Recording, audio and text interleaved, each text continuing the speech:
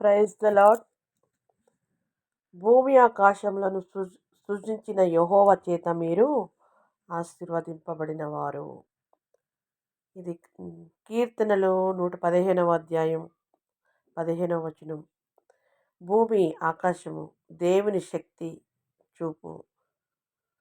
మన చుట్టూ ఉన్న భూమి, ఆకాశం, ప్రకృతి ఇవన్నీ యెహోవా శక్తి, కృషి మరియు ఆలోచన యొక్క సాక్ష్యాలు. ఇవి కేవలం మన జీవితానికి భౌతిక స్థలాన్ని మాత్రమే ఇవ్వడం కాదు, మన హృదయానికి పరిపూర్ణమైన నమ్మకాన్ని కూడా ఇస్తాయి. మార్గదర్శకం.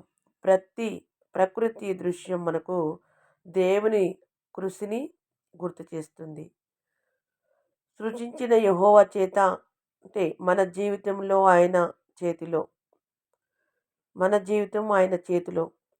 మనకు ఇచ్చిన ప్రతి శ్వాస, ప్రతిరోజు, ప్రతి సామర్థ్యం ఇవన్నీ ఆయన చేతి ఉద్దేశంతో ఉన్నవి. మనం సాధారణంగా స్వతంత్రంగా అనుకుంటాం, కానీ నిజంగా మన జీవితంలో ప్రతి దశలో దేవుని ప్రణాళిక ఉంది.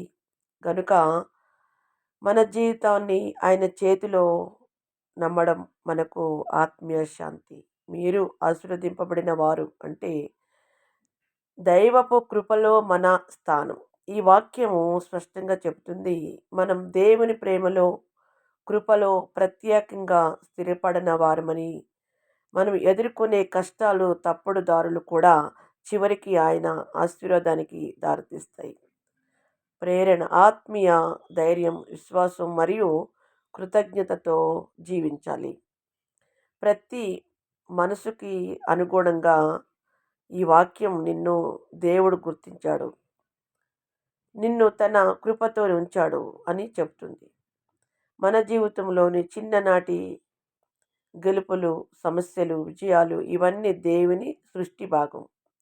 ఈ వాక్యాన్ని రోజు ఆలోచించడం, కీర్తించడం మన లోపలి శాంతికి, స్ఫూర్తికి బలమిస్తుంది.